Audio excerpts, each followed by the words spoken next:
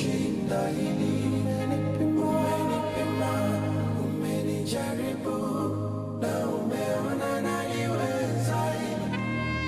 Nakushukuru na naomba neema ili niweze kushinda hili.